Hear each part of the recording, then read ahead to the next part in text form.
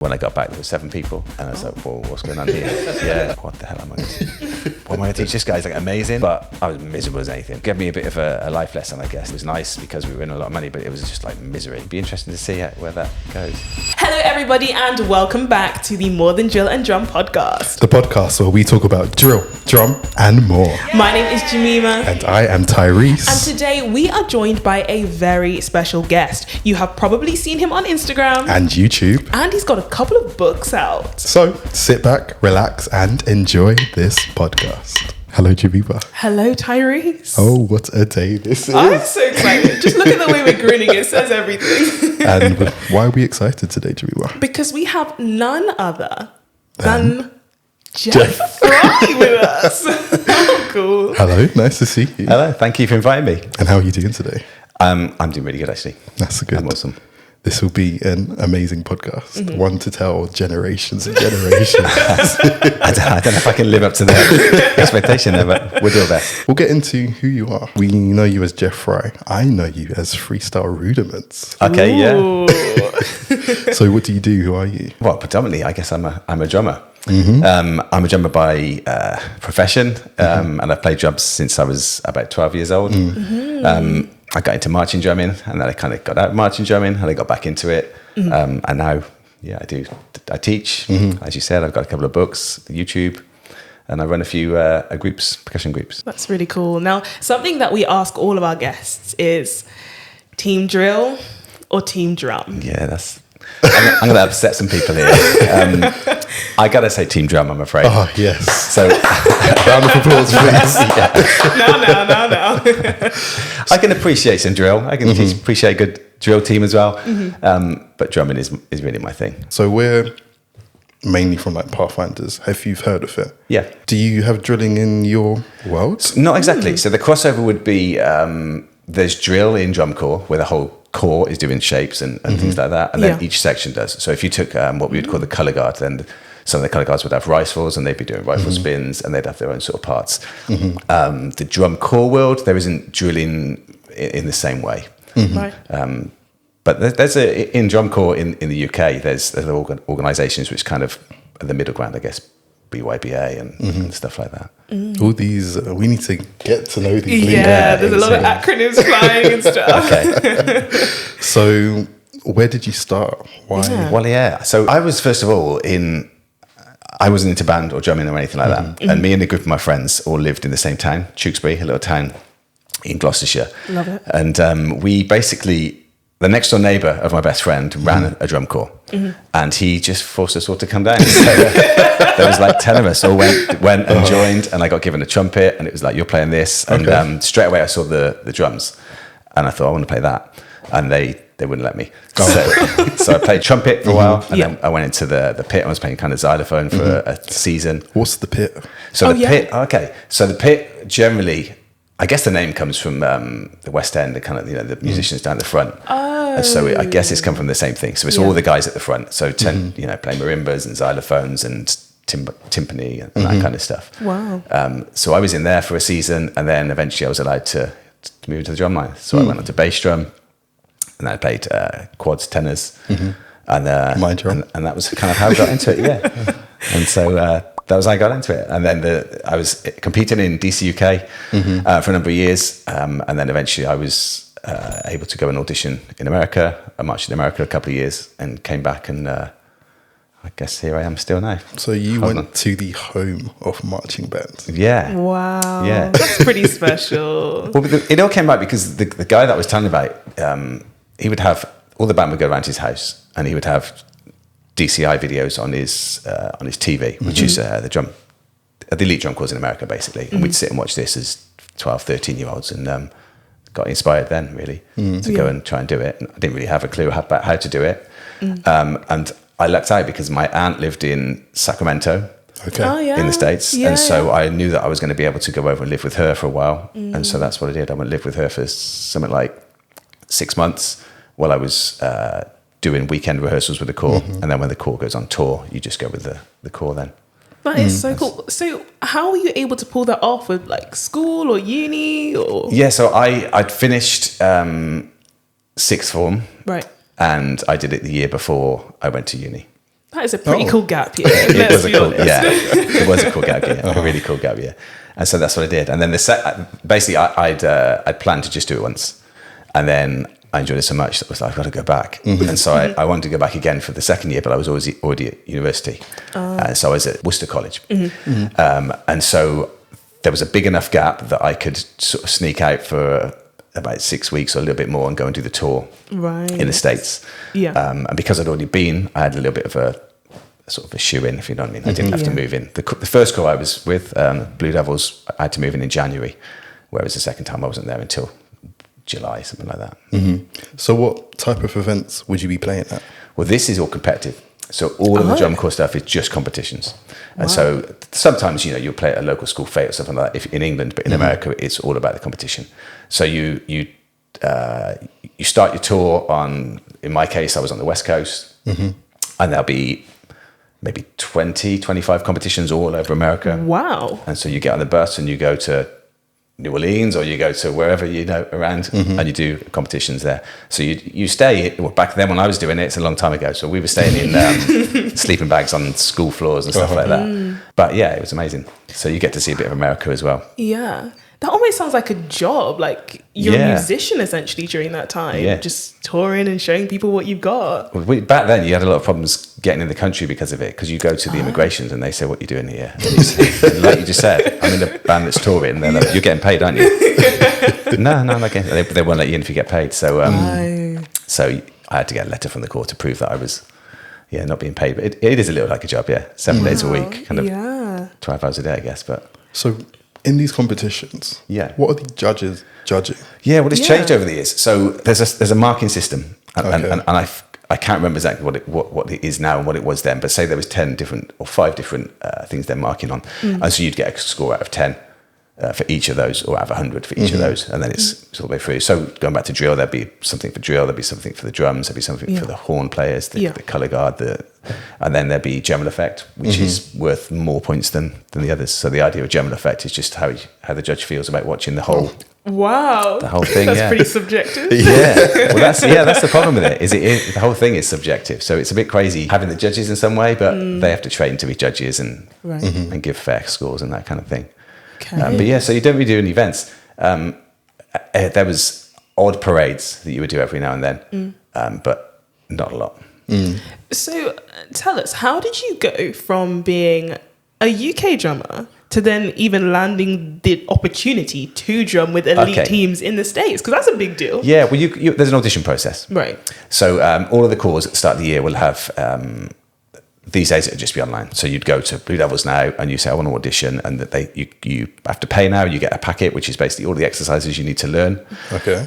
They often do the first round of auditions will be you send a video out. So I'd send a video of me playing and they sort of know he's got a chance or not got a chance. And then they have you fly out for, I guess this would be around about November sort of time. You'd fly out and you'd do a camp. And within that camp, there may be 5 people, 20 people or 100 people all trying to get these different spots. Right. And so then they invite you back to the January camps, and then the January camps you make it or you don't. So over there they call it getting cut. So sometimes you're there and they just say, sorry, you're cut. Wow. You better go home. So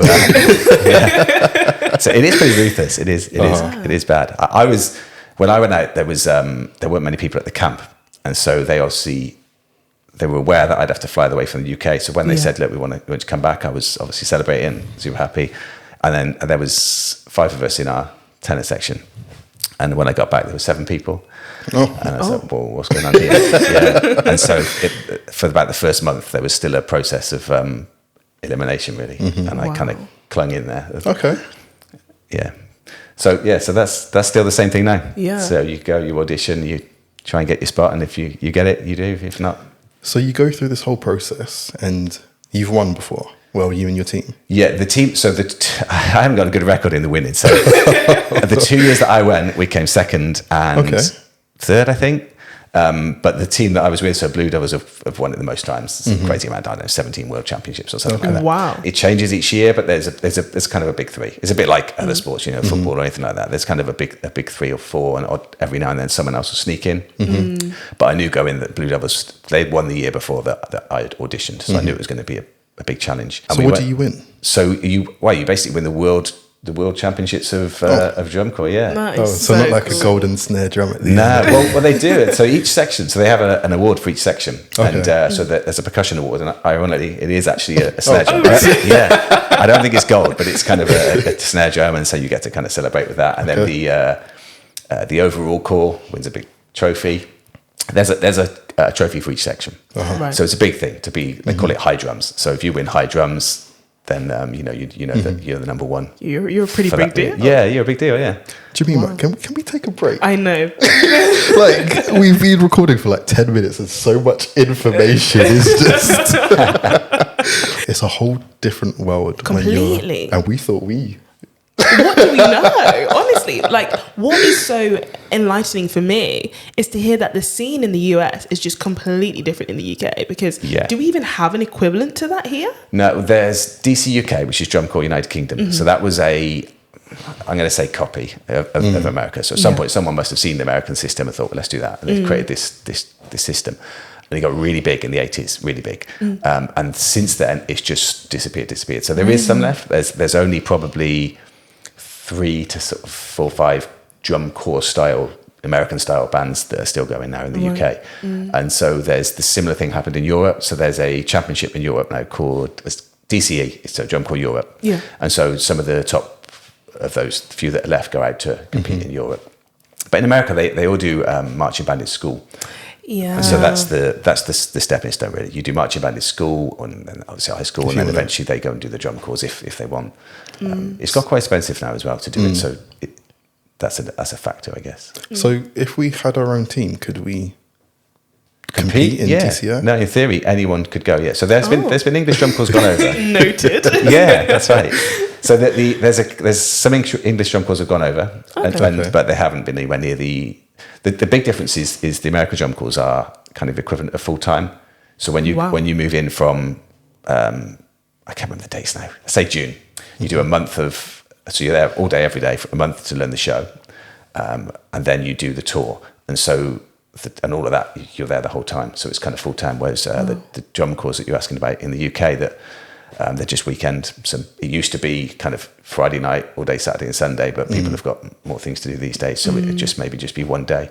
But yeah, in theory, you can take a drum corps out and compete. English drum corps have done that over the years, reasonably successfully. Well, I suppose that was kind of how I got into it. So I was in a drum corps in the UK called Pride of Bristol, a small drum corps, and so the year before I marched, we went out there and we competed. And there's different divisions over there. Right. And so we went out and competed in the smaller divisions. And so it was a slightly different tour. You don't do as much. And we were out there for about 3 weeks, but we did get to go to the finals and then watch all of these corps that I was just talking about. Yeah. And so we were kind of there with our video cameras and really taking everything in we could. Yeah. You have to. Yeah, you do, yeah. And that's kind of part of the inspiration then to go back and actually march. I mean, when I marched, I didn't know I was going to make it in BlueDevils. I just wanted to march one of the American corps. So I auditioned for BlueDevils. If I hadn't made that, I had a second plan. I was going to go to someone called Sacramento Freelancers because that was where my aunt lived. Yeah. And then if I hadn't done that, I'd have just gone lower until eventually someone let me in. That was But the you plan. knew you wanted to be a part of an American drum band of Yeah, some sort. because I wanted to do it all day, every day. And you can see the difference in level. Yeah. And what I've learned now in hindsight really is that it's not that they're like superhuman. The Americans are like kind of crazy drummers or inbred or anything, but it's just that the hours that they get to do. Yeah, it shows. It's just completely different. Yeah. So what were your camps like? Was it as brutal as a drum camp would be? Yeah, they were. Yeah. So the different corps over there have got different personas and different ways of running. I love it. Personas, all they have here. So BlueDevils are kind of like the West Coast kind of chilled out, kind of. Everyone's got long hair and goatees and that kind of thing. It is It's literally a whole chill. look. Yeah, it is. And so they're kind of relaxed. But the second year I went, because I was only able to move out for a small amount of time because I was at uni. I went to somewhere called the Cadets. The Cadets, you can probably tell by the name, were much more military sounding. And are they actually military affiliated? No, there's no connection. And Interesting. you wouldn't know that though if you joined. It's like it's literally like joining the Marines. So the hours are completely different. They get you up early. The first thing you do is go for a run, and it's just a full on military camp really. And so they're pretty brutal. The things that we had to do there, as far as like the amount of effort, if you're hot. I can see the look on your face. Yeah. Like, I actually it's did coming that. back. Yeah. What do you think was the worst thing?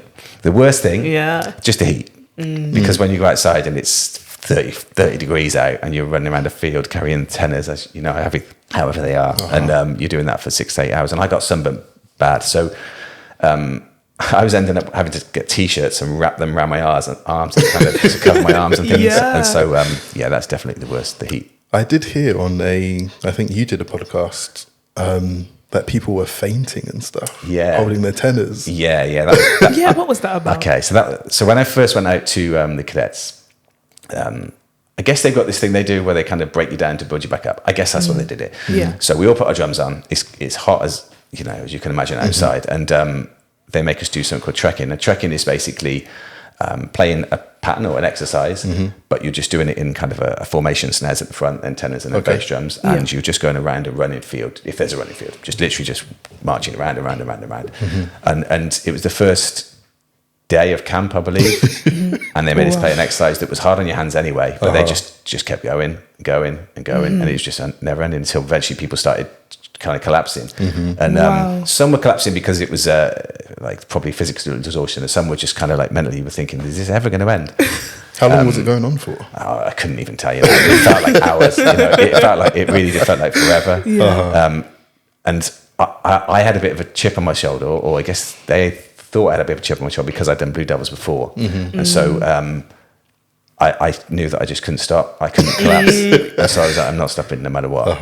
And so by the end, there was literally, so what we call vets is obviously the people who've marched the year before. There was me and the vets, and that was it. I don't think there was any other people who were new. And so at one point, there was probably about, out of, I don't know, 25, 30 drummers, there was about 5 of us left. And I think they were determined that they were going to make me stop. Yeah. And somehow I got through, but that was a horrible. Done. But that was a real eye-opener to what was going to then happen for the next 6 weeks. But actually, to be fair, after that, everything seemed easier. So I'm sure there's some thought behind their madness, because you hear these stories of SAS and Marines doing this kind of stuff. I guess it came from that place. Wow. So you did marching band drumming, and now you've gone to drum kit. That's so something I haven't told you. So in America, there's a age 21 cutoff. Okay. In DCI, so DCI is once you're past 21, there's obviously a point in the year you're no longer allowed to compete. Okay. And so when the English drum corps have been out, because they're open age, they've allowed them to compete. I doubt they allow them to win, but they can certainly compete. And so coming back, I was aware of that. So I knew at age 21 that was going to be it. I came down to the UK. I taught a little bit in the UK, a couple of drum lines here. And then I kind of always thought, what's next? And so drum kit became my obsession then for probably about 10 years. And I did actually drop out of drum corps completely for about 10 years. Completely stopped. Didn't do anything at all. Team drill. Yeah, that's right. Yeah, I was. Well, it's kind of the opposite, sadly, because I was sat on the drum kit thinking, this is quite cool. I just sit on the drum kit and kind of don't have to move. So there's too many variables, man. You've got the multi-tenors, you've got the snare, you've got the bass. Yeah, it's nothing like, because I thought it would just be a case of doing what I did in marching drumming on a drum kit, and that's not the case. So I was back at the bottom again, and so I had to kind of relearn that again. And drum corps, I'm sure you guys know, it teaches you effort and perseverance and resilience. So, and so that's kind of what I did. And eventually I managed to do that full time, and I started teaching that. I'd already done a lot of teaching by that point of drum corps, and so the skills that I learned teaching drum corps were useful for me when I was teaching drum kit. And so I did that for about another 10 years. Didn't have to do any drumming at all. And then not so long ago, someone suggested we get drumming again, and we did. We started a little Drumline, which is what eventually evolved into percussion theatre. So percussion theatre is between 4 and 6 snare drums playing to upbeat party tracks or EDM music, stuff like that. And that's how that basically was born. And so that then brought me to have to get my hands back going again. and so that was the start of me trying to relearn how to play snare drum again, essentially. Wow. And alongside that, Freestyle Rudiments. You're still teaching. Yeah. So Freestyle Rudiments came about from that process, if I'm honest with you, because when I did drum corps a long time ago, I wrote down all the exercises when I got back from America that were the ones that I was practicing stuff at the time, and I just put this on a computer and left it there. And so when I had to get my hands going back again, I pulled these sort of papers out, and I thought, well, that worked the first time, so I'll use that again. And they expanded, and so I started saving them on my computer, and before I knew it, I had all these pages and pages and pages of exercises, really. And rudiments, and then that eventually is what turned into the books. So the books really came they were my practice sheets essentially. And so Freestyle Rudiments then the brand, I suppose you would call it, started at that point. And then I started doing the lessons online, and then everything that's kind of happened was from that, really, I suppose. So. Which is so awesome. And the books are right here. We do encourage you to go and check them out. So, Geoff, if somebody was to get your book, what should they expect to find in it? Okay, so if I start with the Red Book. So the Red Book was the first book that I created. It's essentially a collection of rudiments, but it's a collection of all of the rudiments that relate to particularly drum corps in America, but marching, drumming. Yeah. And so as well as being the rudiments in there's methods that I learned from when I played drum kit. So on drum kit, there's a method called permutation, and it's difficult to explain without a drum kit. So if I explain it in words in the book, I talk about this. If you take the word apple, you just say, okay, cool. So you take the last letter, you put it to the front, everything slides across, and you put it to the front, and the same thing can happen with rudiments. Right. So the kind of concept came that I started realizing that when we take rudiments, we don't just play paradiddle or paradiddle or paradiddle or paradiddle. We might be playing another pattern that means that the paradiddle is coming in on the A note or the E note, and so it was basically creating every possible combination that you could ever come across in book form. There's obviously more in there than anyone ever needs, but by learning those, then you're going to have the best chance of being able to learn music very quickly. And so that was where that book came from. The Blue Book was something slightly different. In drum corps in America, there's a concept called grids. And it's, I suppose the basics of it are that you take a pattern, say it was a 4-note pattern, and you move one of the embellishments. So embellishment might be a loud note, an accent, or it might be adding a diddle on the note or a flam or something like that. And you move it from the first to the second to the third and the fourth. And it's got kind of a method of doing that. Again, it makes people really good at being able to mark time or walk or do drill while playing the drums. And it also gets hands very good because you're having to do things like take a paradiddle and accent the first note and the second note and the third note and the fourth. And so, that's kind of what they're going to find. They're going to find in them. Some are probably quite frustrating, but the most drumming, isn't it? Yeah, bit of transparency. I was trying to go through the books and I need to get back into it because when you're talking about changing accents and stuff, my brain has just been rooted on, like, let's say a paradiddle, accent on the right, accent on the left. What about doing it on the E note or the A note? It is. It opens your mind, doesn't it, to realize how in some of that I've got really into after the drumming. When I was doing drum kit, it's kind of like the psychology of like how people learn and that kind of stuff. And I started to realize that it is literally a different thing to learn. It's not like you can just play paradiddles, you can just move the note. You have to relearn it as if it's going to be as hard to learn as it was to learn the paradiddle the first time. And so I've really got into that, the concept of that. On that, I'm wondering, for you to be able to write that, how much have you had to practice over the years? It's probably quite depressing. A lot. I was obsessed with practice. So I got obsessed with drum corps. I should probably go back and tell you a bit. So the town that I grew up in was Tewkesbury, little small town. And there was 3 drum corps in one town, which was crazy unusual. It was unusual to have 1, so to have 3 was ridiculous. So if you imagine everybody that you went to school with and everybody that you were in your peer groups, everyone was in a drum corps and it might not be yours. And so that really spurred people on to not get left behind and be good. And by various different circumstances, I ended up in a different drum corps to most of my close friends.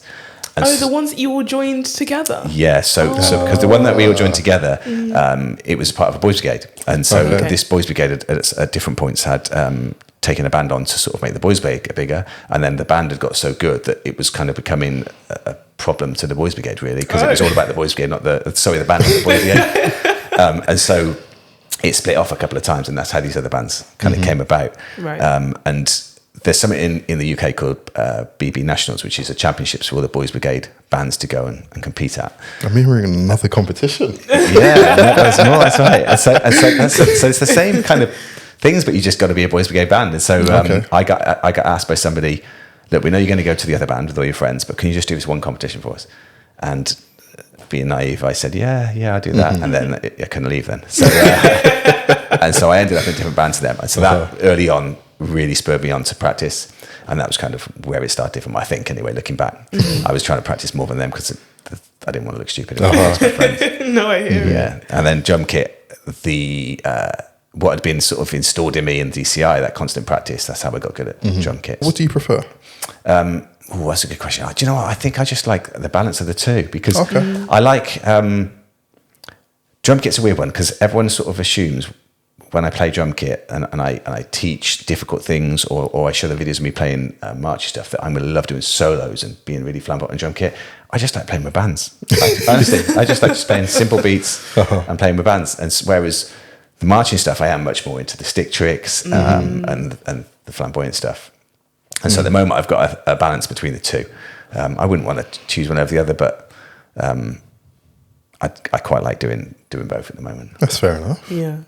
You mentioned earlier about being involved in a few things. So you've mentioned percussion theatre. Yeah.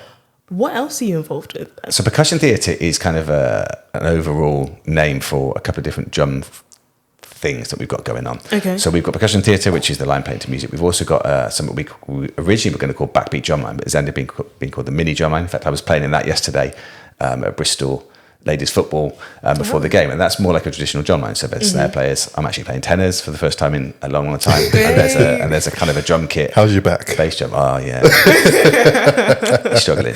Yeah, and so that's another part of that. We also do some where we're wearing roaming drums, and all of these. What does that mean? So roaming drums literally means, well, it's just to us, it's just marching drums, but to the general public who book us, we do a lot of corporate events, or we play at sporting things, and so often they'll say, "We want some roaming drummers." All they really mean is they want some drummers that can go from over here to over here, and so just literally roaming around. We'll keep it a secret, but you're literally just moving around.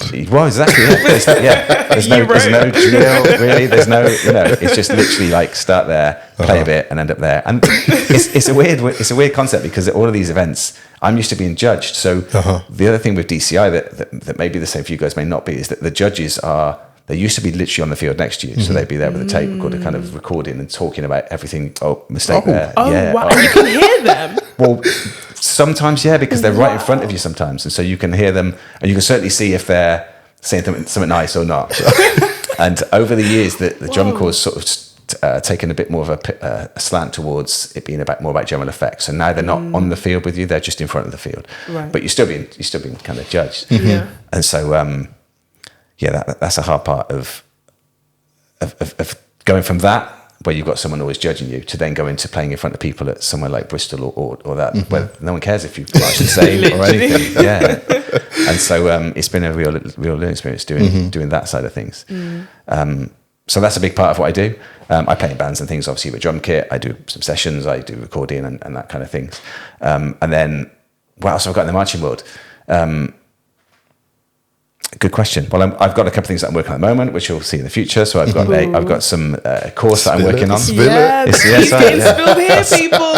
Exclusive for you guys. So I've got a course that I'm working on at the moment, which will be hopefully done in the next month, which will be teaching people from day one all the way through to at least intermediate. I'm going to see how far we can kind of take it. Yeah. One of the things that started me doing all this is when I first started out doing the drum corps. As I mentioned, I was in a different drum corps to my friends. Yeah. And the thing that my friends band had done really well is they recruited in teachers to teach them, so they were constantly there. And they had much better tuition than we did. The people that we had teaching us were hardly ever there.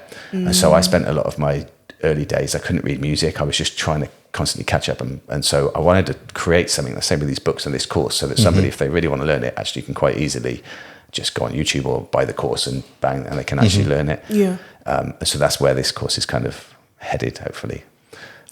That is so exciting because I remember my journey. So as much as I'm team drill, I've actually been a drummer too. Cool. And I got into Oh, sorry. Wow. I played snare and I got into that because I looked on at what people were doing and I just thought, that's pretty cool. I think I can do that. Yeah. And I was not in drum at all. And I remember literally getting pens and a rubber and just like practicing like the rim shot beat, and I'd like watch a 15-second video. I'm like, I'll watch it again and again and again and just practice that way. That watch time must have been amazing. And then my brother got me like these pencils, which were in the shape of drumsticks. And that was like my level up, because I didn't have sticks or anything like that. Yeah, that's literally all I had. And then I got my first pair of drumsticks. And I was like, wow, no drum pad or anything like that. Just like pillow kind of vibe. Yeah. And then I got into a core, and that was really cool, going from the basics. So we got taught Rudiments by somebody who was an experienced drummer. I think they were more kit, but like they knew their stuff. So yeah, they took us from the bottom up. But for me, I was just really blessed to have people around who were in, and I was able to kind of like feed off them. And at that time, there were different corps that were very active. So you could be at an event and you would be able to see them and, you know, take your little home videos for when you got back, you were going to practice. But now to think that there are resources that are coming out and are already available where you can just start from the beginning. I think it's great, because as a drummer, you are so visible. And so for somebody to be able to have a pathway to become what you are, or to develop skills that you have, I think that's really great. Yeah, that's exactly the same. It's funny you mentioned those sticks. I get those sticks every year for Christmas. Honestly, my mum's got me them like 3 times now. Fully. That's exactly. I remember what it was like to kind of have not nothing, but, you know, I had people who would show me. But it's so much easier now when you've got YouTube, because everything you ever want to fix ever, you know, you just type it in YouTube, don't you? Yeah, literally. And so that's kind of what kind of where I'm coming from with that stuff. What's your take on where things can go? Okay. On the drum corps scene here. Well, I'll be honest, I think the drum corps scene copied something that can't quite work in the same way, because they can't, because people are only practicing for 5 hours at a weekend. And they're trying to do something that the people in America do 7 days a week. And so it needs to adapt and have its own version. And so I think there's a major problem in England with Wether. True. And so it just doesn't work in the same way. So there's talk of next year, I believe, a lot of the activity going indoors and trying to do, so there's already some of this going on, do competitions in big sports halls and things like that. It seems an obvious thing to do, because it rains all the time, doesn't it? Yeah. It's kind of like, and no one wants to get wet and be outside in the freezing cold in winter. So I wonder if that's going to be where it goes, is indoors. I'm also, like I said, I'm also a bit like, if it goes indoors, that's a perfect opportunity to say, not scrap the rules, but a little bit like that. I always think that if you go to a festival, music festival, Glastonbury or something like that, you don't judge in the same, you like that or you don't like that. Yeah. But you know, it's crazy that we make everybody do exactly the same thing, and then we judge them, and then the ones who win keep wanting to do the activity, and the ones who don't win think, oh, I'm going to do football or something else instead. And so yeah, I think it may go indoors, and I think that might give it a little bit more lasting. Might make it last a little bit longer. It's hard to say. Yeah. There's nothing else to use as a reference. That's the problem. They can't copy anyone this time. They're going to have to make their own activity, I suppose. But maybe that's not a bad thing, because it really is an opportunity. A gap is an opportunity to essentially form something new. And that's something that we've spoken about. And we would love to see that. Yeah. Because we can't have all the good stuff over there, and there's nothing really going on here. What would be the pinnacle? I know it's difficult because you can't necessarily name the units, but if I was coming in your world tomorrow, who would be some of the pinnacle people that I'd be looking at?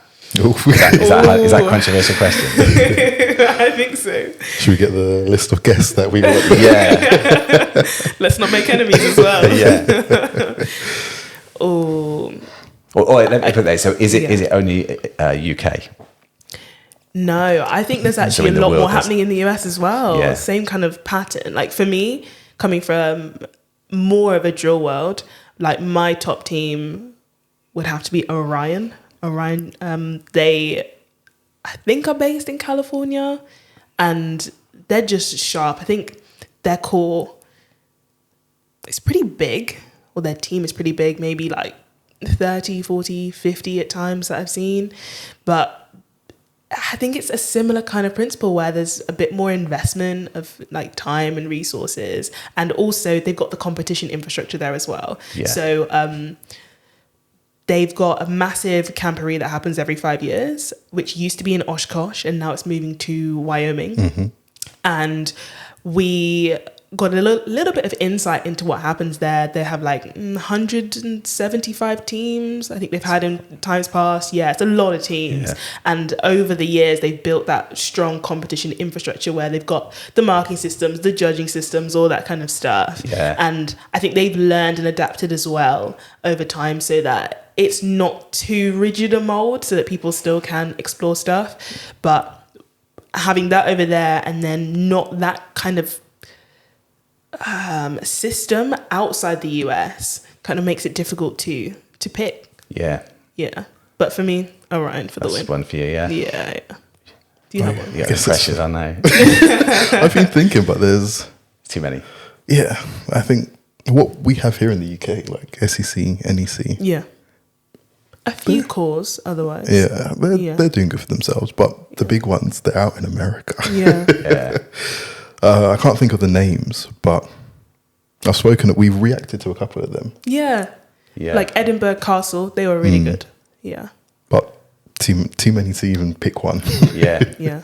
Well, it's similar because some of the else that I've got into in this world is I started to really open my eyes to all these other drumming organisations. So you've got Scottish drumming, you've got all the guys in Basel, and obviously the Swiss have got a huge amount. And I think when I was in drum corps, you get really blinkered into just thinking like this is the best way, the only way. And then as you get a little bit older, you've had a step back and you go back in, you realise that there's so many different styles that are all cool, aren't they? They're all kind of fun to watch. And, so I sort of take a little bit of what they do and steal it, basically, and put it into what we do. That's it, remodel it. Yeah. I think it's nice just to dip into the different worlds that there are going on, because Orion's definitely my favourite Pathfinder team, I think. But I love the tattoos. Like, we went to the Birmingham tattoo. February. Yeah, that was so good. Yeah. I love the Edinburgh tattoo. I want to go there in person. And I would say my favourite UK drum corps. Secret drum corps? Top Secret. Yeah, I do. I do. Like that, yeah. And that was like a love from years ago. But they for me, they hit the demand of what the general public want. Yeah. Perfect. Because they got so slated from American drumlines and people like that for years. Because if you were to put them into their arena, they wouldn't do so well. But what they do, they're amazing. Don't get me wrong. At what they do, they're amazing. But in that particular world where they're being judged different things, it wouldn't go down so well. Makes sense. And so I think for a long time there was that blinkered kind of like, oh, leave them, they're no good. And then like now I think they're absolutely they're awesome, because if you put them in front of 20,000 people and you put a drum corps, everyone's going to go mad for them. Yeah. That's me in the crowd. Yeah, they're amazing. So all the stuff they do is really well thought out and clever, and they look. Amazingly, I was going to say they look cool. They don't look cool at all, but they carry it off, don't they? That's it. It's amazing. Like they just look different. Exactly. They carry it off. It's almost like they walk with enough confidence that you just back it. Yeah. But with the amount of practice that they have to do constantly, they're going to have to do that, right? Yeah. Gives you a swagger, doesn't it? Yeah. No, I like them too. Yeah. One thing that we spoke off before the mics were actually turned on, drumstick tricks. What's your favourite? Good question. So again, performing in public doing the drumstick tricks, there's kind of safe ones where I know I'm not going to drop, for instance, and they can still look cool. And there's a couple which are I'm going to drop one in, I don't know, 8. And so we've sort of learned in percussion theatre that some of us have got some tricks in that we're going to drop, and so then it's then creating other tricks that you can do with one stick. And so for me, some of those are the most fun tricks because you've got to figure out to do something with one stick. I quite like anything that involves the stick kind of leaving your hands, so throw in and stuff like that. It's combinations though that look great, isn't it? It's hard to say just one because it's the combinations that make it work. I really got into the stick tricks about 5 years ago. Probably before that I wasn't particularly into it, certainly not as much as now. And obviously the BOAS kind of guys, and you just go on Instagram and you type in stick tricks, and there's 20, 30 guys who were just amazing at it. So I spent a lot of time, same as everybody else, slowing their videos down, trying to figure out what they're doing. And even that could be a market to go into. Stick tricks. It's such a hard one to teach because you have to. It's difficult. That's something that I've thought about doing. So my YouTube channel's got a few stick tricks in. But it's really difficult to explain to some people sometimes without and being next to you to see the drum from all angles, what you're actually doing. Yeah. And people don't really want to hear the truth. The way you learn it is you do it 1,000 times and you drop it 600 of those. And so on a YouTube video, they kind of want to have like the secret formula to none. There isn't one, Yeah, just practice basically. But you get that one special moment when, let's say you're trying to spin it around your finger and you do it once and you're like, oh my gosh, I can actually do it. Yeah, it's possible. Every stick trick difficult stick trick I've ever learned has been like that. You get that one moment and you believe then like, wow, this is possible. And another thing is when I was learning the spider from you, I got it in my right hand and somehow it just magically transferred into my left hand. Because that's the difficult bit, switching it from hand to hand. Yeah, that's cool. Yeah, the spider's a good one. The spider's, once you've got it, it's quite easy because you're not going to drop it. And so it's one that it's a real go-to for us guys. We use the spider quite a lot because not super fast, I'll be honest with you, because you can get tangled. Something else that we've kind of learned out of the years is that doing it at home when there's no stress is completely different to that kind of stress sweat you get. Yeah, it's like a thin layer. Yeah, and it sticks to your hands, and that makes a big difference. So we've had to learn that stuff as well. I've had to relearn that stuff. Yeah. I mean, we still happen to have some drumsticks right here. You know, is there any entry level stick that you could just demonstrate for us? Well, you said like the thumb spin is one that I do a lot. Wow. And so the thumb so smooth. I was lucky I got it. But the key really is not necessarily just learning the stick trick, is what I just said. So if you ever watch me teaching drum kit lessons, I now do that all the time without even thinking about it. And so I'll just be talking to someone and just spin it around. Wow. And I've probably done that, I don't know, like 50,000 times probably without knowing it. Yeah. And so when I first did it, I was exactly the same as you. Exactly like I was like, this is impossible. Like it's literally, I don't understand. I still don't really understand That's me right now. I don't really understand the science behind it. So I literally did this about 1,000 times. I took the stick and I moved it around my finger like that. Around my thumb. And so eventually you just get used to how it should feel. Because when you first do it, you've got no way of knowing what's right and what's wrong. Yeah.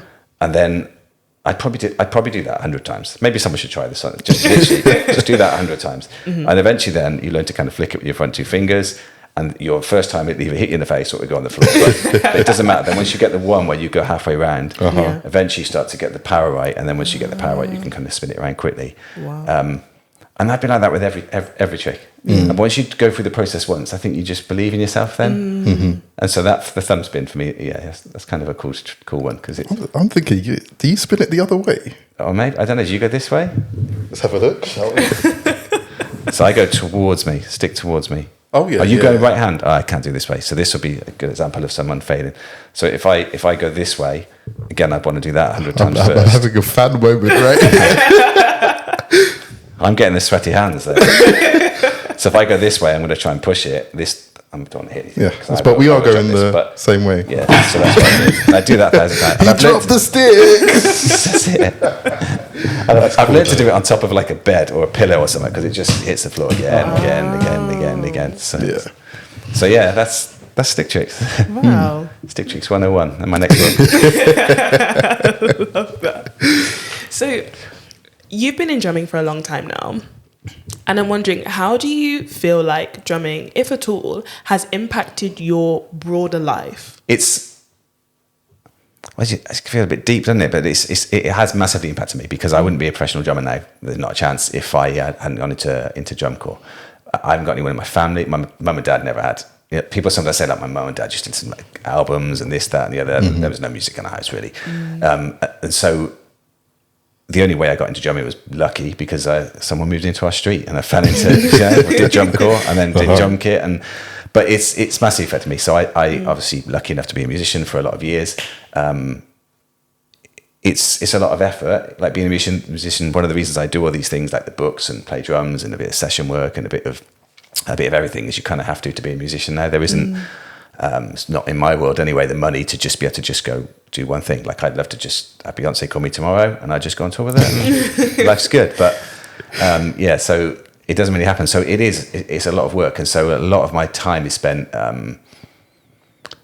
almost fishing for work, I guess. So I'm replying to quotes, I'm sending replies and things like that. And and building books and websites and stuff like that. So it's been a massive effect in that way. Ironically, so I've got two sons, two kids, and neither of them care anything about music. That must be heartbreaking. I've got a soundproof studio that's like all bespoke, and I've got some of the gigs I do. I have to use an electric drum kit. Sometimes I have to. So I've got spare drum kits. I've got all sorts, and there's just no interest. They can both play a beat because I tried to kind of get you got listed in one beat, and no interest at all. It's kind of like so it hasn't affected them too much. Apart from Dad goes out and does gigs, late at night every now and then. But it's great being a musician. I can't moan about it. You do get late nights, you do get long days, and that kind of thing. But then the fun bits, where you're doing something easy, like you're going to a gig and you're playing. And I don't play at Glastonbury yet, but if you get in your car and play at Glastonbury, it's a bit different to doing a day's work, having to do something hard, like building a house or something. So I guess it's affected me in positive ways. Mostly. Have you always enjoyed teaching? Yeah. Just the fact that I've got a question that makes me a bit concerned, but no, it does. I have. I've enjoyed teaching. I only really enjoy teaching people who really want to be taught. One of the things that happens when you start doing lessons, say you teach in a school, it doesn't happen so much in the marching world, but for drum kit, where the kids are doing it because they get out of maths or science or something like that. Luckily, I don't teach in schools now, but I have in the past. And I sometimes get private students who mum and dads have sent them because they really want to be drummers, but the kid doesn't really want to be a drummer. And I don't enjoy those very much at all, because it's if someone wants to take information off you, then there's certainly a connection of like, I want to give you everything I can. I want to make it as good as I can. And I love that part of it. Most of it's positive, but you got the other side as well. Every now and then, And like as I said, as a musician, there's some guys that I know that teach in schools because that's their thing. That's what they do. Some of them love it, and some of them literally hate it. But they just look forward to the weekends, going out and playing with their bands. So it's different. I did a bit of teaching in schools, and like I said, I didn't. It was too much teaching people who didn't really want to be there.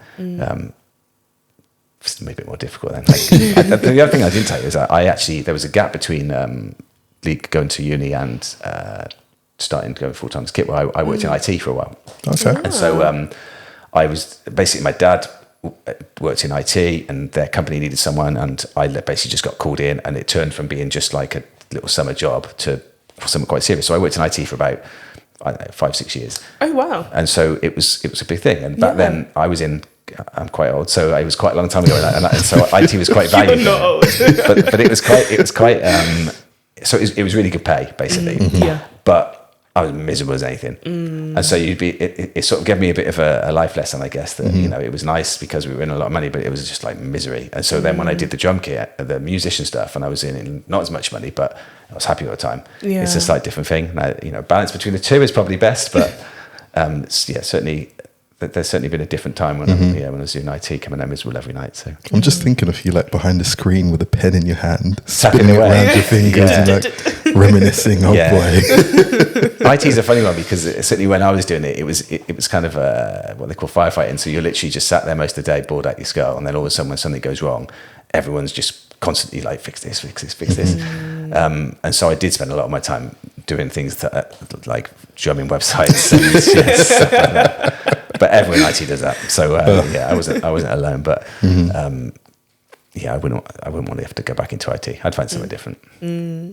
What's your advice for someone getting into the theory of music? How to learn? How to learn, especially sight reading, marching. Yeah, I'd say if they can find the money. In fact, I'll retract that. But if they've got to find the money and get lessons, because it's such a hard thing to teach yourself. And when other people teach you, they've had the experience of all the mistakes that you're going to they make, and they just fast track it.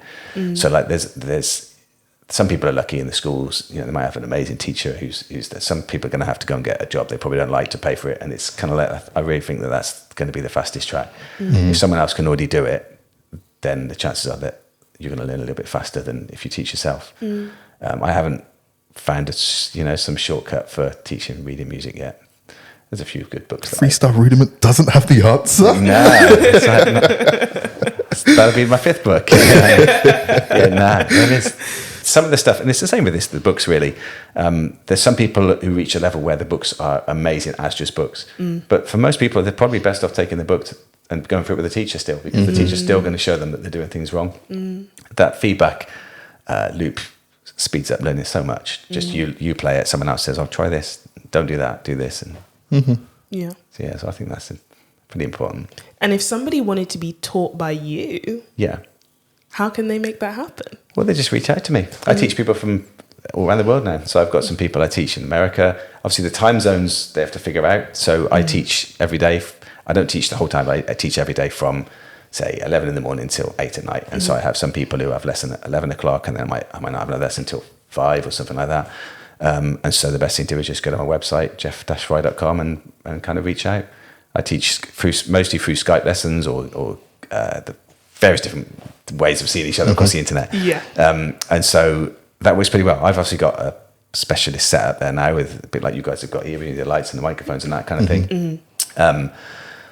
So they're going to get a good view of me, and they normally worry that I'm not going to get a good view of them, but I don't really need to. Most people who do lessons with me, if they've just got an iPad or even just a phone, as long as I can see their hands and I can hear the practice pad, then I can teach them. I can teach them through that. That's awesome. I'm going to backtrack just a little bit because I wanted to ask you this.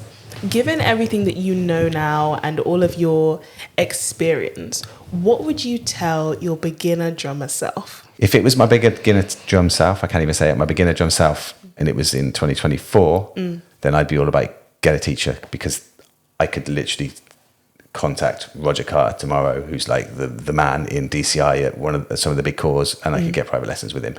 Obviously, the money would be an issue, but like I said, I would say, do what you got to do to get the money and get lessons with wherever you want to go. Back then, the problem was that there wasn't YouTube, there wasn't, the knowledge wasn't there. But one of the problems that people have, I think, now is there's too much knowledge. So if you go to YouTube now and you type in, I don't know, drum kit lesson, there'll be 5 trillion videos and who's good, who's bad, and so you don't really know, do you? Mine would be get a teacher. I just think that they've been there, they know what they're doing. I've seen so many people come to lessons for me, who've taught themselves, drum kit particularly, some marching as well, and they've been doing something wrong for so long that they really struggle to change. And it's deep ingrained, isn't it? And so I want the beginner to avoid that. I want myself to avoid that if I could.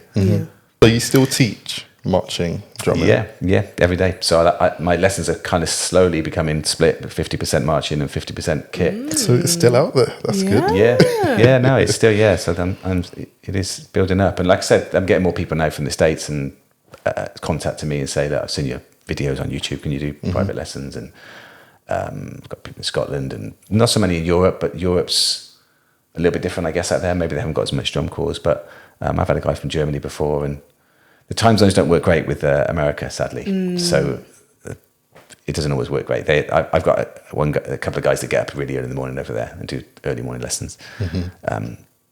So that works.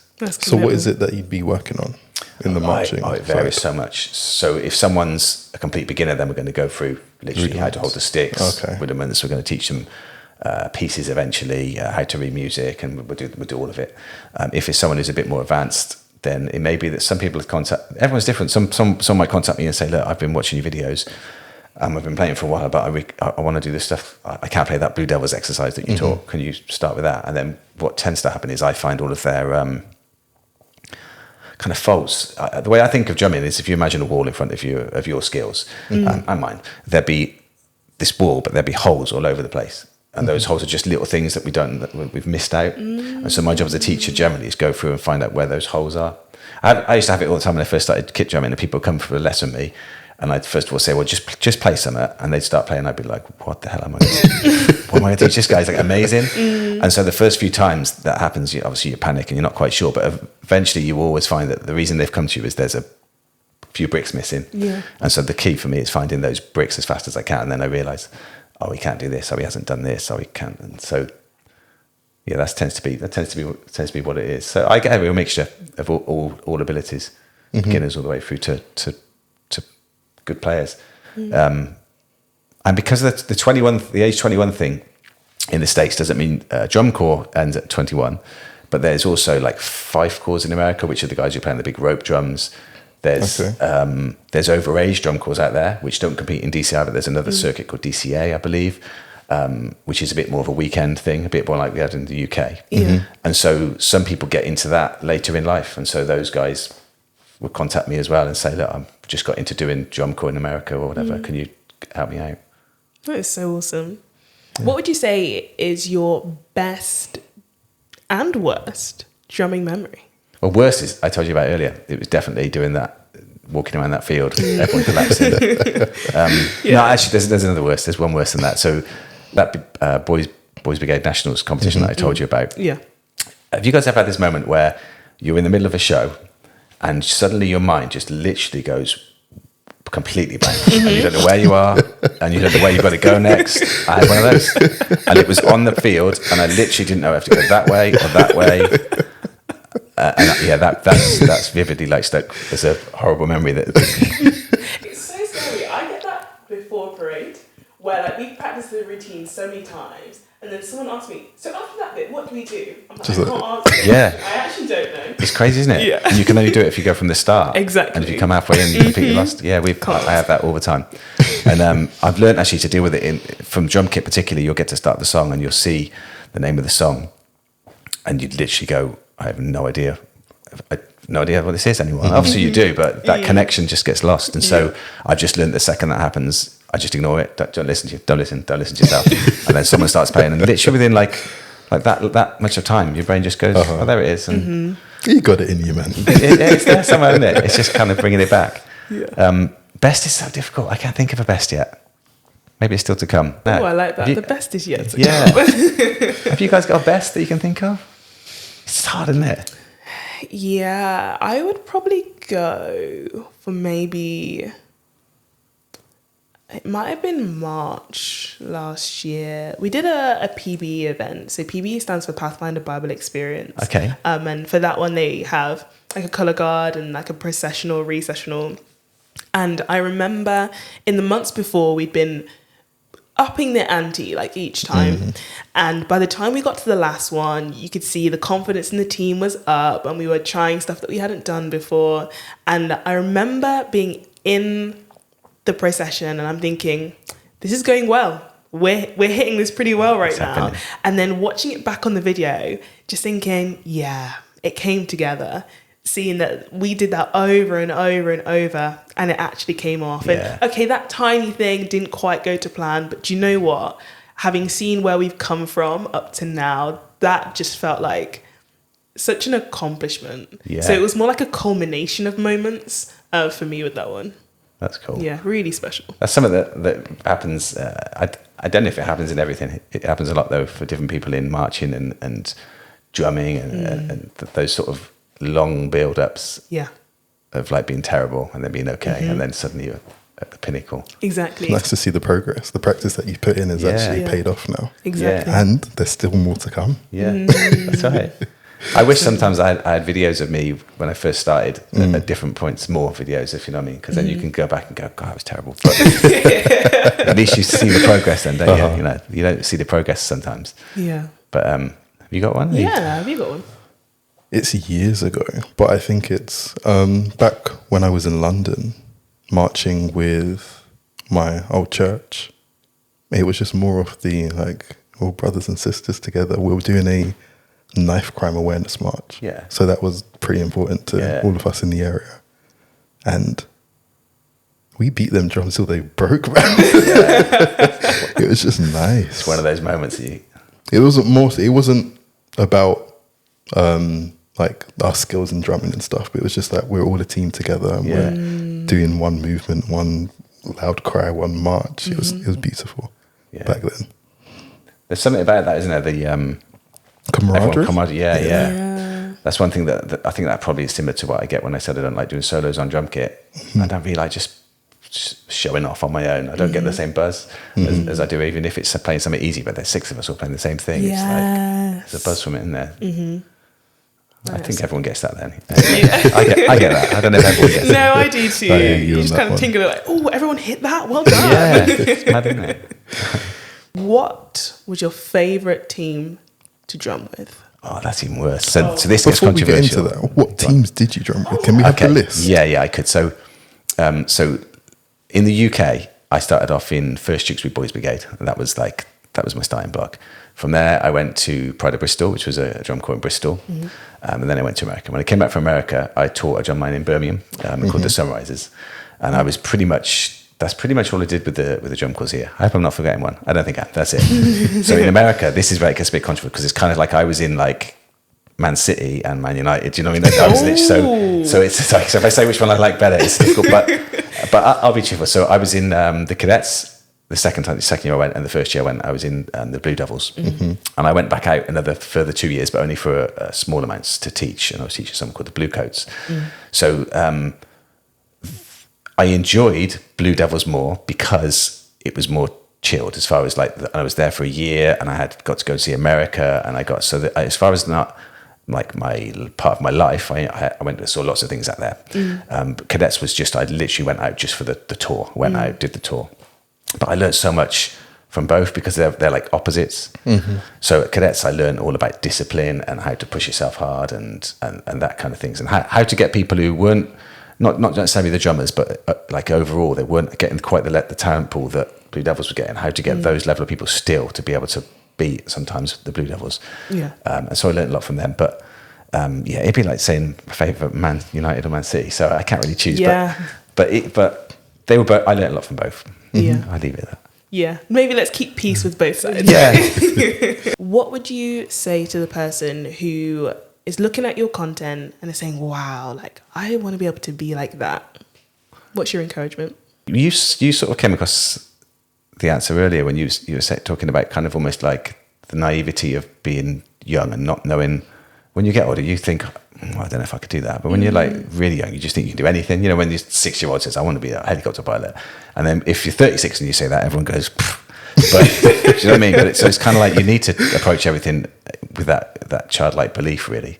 Because I teach a lot of people over the years, and there's tiny, like the most small amount you could ever imagine that of actually if you thought, God, this guy's really, really, really good. And so I'm not really as big a believer in talent as some people probably would be, particularly for this stuff. I know that there's things that you get born with, you know, you might be a bit faster or you might be a bit taller, that kind of thing, but it doesn't make much sense, like from evolution's perspective, to someone be born good at drumming. Do you know what I mean? It's kind of like, and so everyone that I've seen get good has been bad, then they got a bit better, and then they've been medium, and then they've been bad, and it worked out that way. So that's my thinking on it. Like, I don't feel like I certainly don't feel like I've got any talent. Like, it was all literally. No. Well, honestly, but if you have to stop you there. If you so much how to practice, though, you might go like, oh, you did that much practice, like, and then it starts to be like, maybe I could do it. And so I think it's finding something that they absolutely love. Like, I absolutely obsessed with like drumming. That was all. I just loved doing it. Didn't want to do anything else. So I guess they got to just find the passion and just. It's such a cliche answer, isn't it? But it's so true. It's true. Yeah, it certainly is. Honestly, Geoff, it's been so much fun. I've had fun too. It's been awesome. I'm wondering, is there anything else that you wanted to share? No, not really. I've got a few things hopefully in the pipeline, like I mentioned, with the course and stuff like that. I'm working with an app developer at the moment, which will be creating some apps to do with the books and to do with this course. And he's already got some apps out there. So he works for Apple. So he lives in America. So I'm pretty excited about that. Really, I can't wait to get that out for people. And I'll obviously tell everyone about that on the YouTube channel. And what is the feature of your YouTube channel? I don't know. It's a difficult one because the people seem to quite like what I'm doing at the moment. What I've got to try and figure out is how to make it so that I can do that level of content consistently. Sometimes when people ask me to do things, they're asking me to do literally the hardest snare drumming that currently exists in America at the moment. And not only that, it's the drum solo part where they play the very hardest stuff. And so sometimes it's hard to get to first figure out what they're doing and then teach myself it and then be able to do it to a level I can perform it. So I'm sort of toying with some other content to go exist with that. And so I think that hopefully I can still give everybody something that they want. And I can find enough content that people keep coming back. So, Geoff, we want to thank you for joining us on the podcast. It has been an amazing episode. And for our viewers, just remind us, where can we find you? Okay, so the best place to find me is going to be either searching Freestyle Rudiments or Geoff Fry Drummer, or you can find me on my website. So it'll be geoff-fry.com. And I know you guys have done that. So make sure you come back to our channel and that you like, that you comment, and that you subscribe. And we'll see you here next time on More Than Drill and Drum. How about drums in your dreams? No. No? No, not really. You don't dream drumming? No, I'm not. Take a break there. Yeah. My wife knows because I'm one of these people who literally, I put my head down and there's the morning and that's it. It's like, so. Hello everybody and welcome back to the More Than Drill and Drum podcast. Oh, sorry. I was waiting for our names. Sorry, one pause. Who's at the door? Probably my dad. Tall gentleman. Yeah. Handsome? Yeah.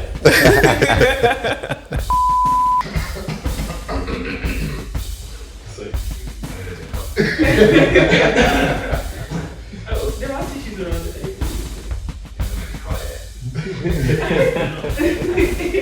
And